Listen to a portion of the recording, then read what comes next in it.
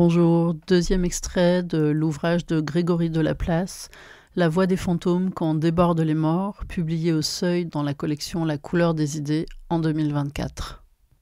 Comment refaire de l'anthropologie, pour paraphraser Bruno Latour, dans un monde qui s'effrite ? Lorsque l'exil devient le sort commun d'une proportion grandissante de l'humanité, lorsque celui-ci se heurte à des politiques frontalières mortifères, lorsque nos usages du monde intensifient la souffrance pathogène des êtres que nous plaçons sous notre coupe, le fantôme est appelé à devenir le personnage principal de notre monde.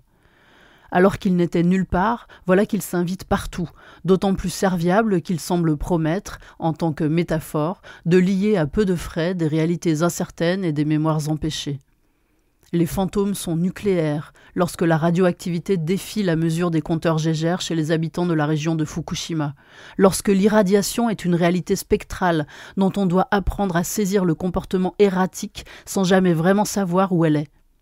Les fantômes hantent les paysages de l'Anthropocène, lorsque les conséquences ravageuses d'une exploitation de la terre pour le pouvoir et le profit laissent des cicatrices invisibles appelées à définir nos futurs et à faire émerger de nouveaux mondes qu'il nous faudra bien habiter. Et si la domination coloniale produit elle aussi son contingent de revenants, les anthropologues insistent là encore pour ne pas se borner aux situations dans lesquelles les victimes de l'asservissement viendraient, en tant que morts, demander justice aux vivants.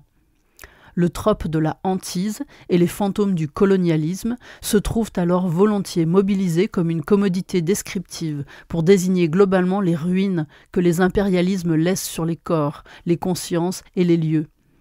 Autrement dit, à mesure qu'ils prennent de l'épaisseur dans la théorie sociale, les fantômes perdent leur consistance. Ils essaiment bien au-delà du champ de la revenance pour couvrir un ensemble de phénomènes dont les limites et la composition restent commodément floues. Comme si, pour devenir des personnages conceptuels, les fantômes devaient cesser d'être des morts. Communauté de morts et de vivants. Les grandes transitions funéraires connues en Occident de l'Antiquité à nos jours font apparaître l'extraordinaire exception qu'ont constitué les cimetières modernes dans l'histoire des relations entre vivants et morts en Europe. Ces lieux enclos, rassemblant dans une quiétude plus ou moins bucolique, tout du moins en marge des villes, des tombes individuelles ou familiales inscrites du nom de chacun de leurs occupants, espace emblématique de ce que Thomas Laqueur a appelé l'ère du nécronominalisme, occupent une place de plus en plus périphérique dans nos usages funéraires, désormais marqués par la crémation et par la diversification du devenir des restes. Mais ils n'avaient déjà pas grand-chose à voir avec les cimetières ecclésiaux auxquels les États modernes, à la fin du XVIIIe siècle, voulaient les substituer. On aurait peine à exagérer l'exotisme des espaces funéraires médiévaux au regard de nos sensibilités post-modernes. Il faut pouvoir s'imaginer, d'une part, comment les morts y étaient inhumés, mais d'autre part aussi le lieu de vie qu'ils étaient de fait dans les villes et les villages du XIe au XVIIIe siècle. Sur la terre consacrée qui entoure l'église médiévale, où la plupart des corps sont inhumés, on voit très peu de stèles, quelques dizaines peut-être, sur les milliers de sépultures que devait compter le cimetière d'une ville moyenne.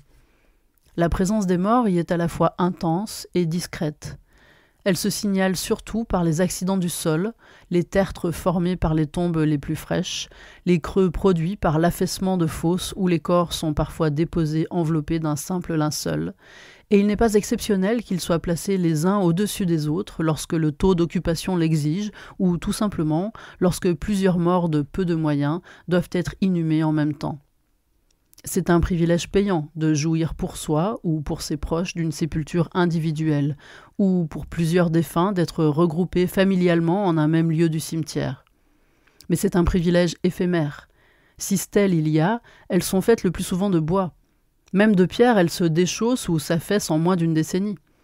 Tous les 100 ans, tout au plus, formidable nivellement social et mémoriel, la terre du cimetière est labourée, les ossements résiduels sont rassemblés, le sol est aplani, la communauté des morts réinitialisée.